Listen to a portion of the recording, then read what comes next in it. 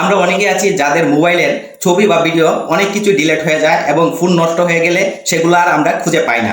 তো আজকে দেখিয়ে দেব কিভাবে আপনি যে কোনো ছবি বা ভিডিও সহজেই আপনি সেখানে সেভ করে রাখতে পারবেন এবং আপনার ইমেলটা যতদিন থাকবে ততদিন আপনার সেই ছবি এবং ভিডিও সেভ থাকবে। তো চলুন সেই প্রসেসটা আপনাকে দেখিয়ে দিই, কিন্তু তার আগে বলে রাখছি এরকম ট্রিক্স বারবার আসতেই থাকবে। যারা আমার আইডিকে ফলো দেন নাই তারা অবশ্যই ফলো দিয়ে দিবেন। চলুন ভিডিওতে চলে যাই। আমাদের প্রত্যেকের ফোনেই কিন্তু গুগলের ড্রাইভ নামের এই অ্যাপসটি রয়েছে। তো এই অ্যাপসের কাজ কিন্তু আমরা অনেকেই জানি না। তো শুরুতে এই অ্যাপসে প্রবেশ করবেন, তারপর নিউ যে অপশনটা রয়েছে ওইখানে ক্লিক করবেন। এই আপলোডের একটি অপশন রয়েছে ওইখানে ক্লিক করবেন। তারপর আপনি গ্যালারি থেকে যে সমস্ত ছবিগুলোকে আপলোড দিতে চান সেই সমস্ত ছবিগুলোকে সিলেক্ট করে এখানে আপলোড দিয়ে দিবেন। যদি আপনি নিউ অপশনে যান তাহলে আপনি এখানে দেখতে পাবেন ফোল্ডার নামের একটি অপশন রয়েছে। তো এখানে আপনি একটি ফোল্ডার ক্রিয়েট করে নেবেন।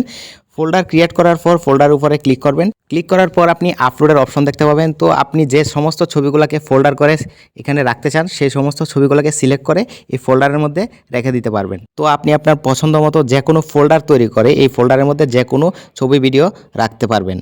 এছাড়াও আপনি গ্যালারি থেকে সরাসরি যে ফাইলগুলোকে আপনি এখানে রাখতে চান সেই সমস্ত ফাইলগুলোকে মার্ক করে নেবেন। তারপর সেন্ড অপশনে যাবেন। সেন্ড অপশনে যাওয়ার পর আপনি এখানে দেখতে পাবেন ড্রাইভের অপশনটি রয়েছে। তো ড্রাইভে ক্লিক করবেন। ক্লিক করার পর আপনি এই সমস্ত ফাইলগুলোকে এখানে দেখতে পাবেন। তারপর উপরে সেভ অপশনে ক্লিক করে দিবেন। Preferring to upload file option চলে আসবে এবং কিছুক্ষণের মধ্যে এই ফাইলগুলো আপলোড হয়ে যাবে। এখানে আপলোড হওয়ার পর আপনার জিমেলটা যতদিন থাকবে ততদিন এই ফাইলগুলোও এখানে সেভ থাকবে। ধন্যবাদ।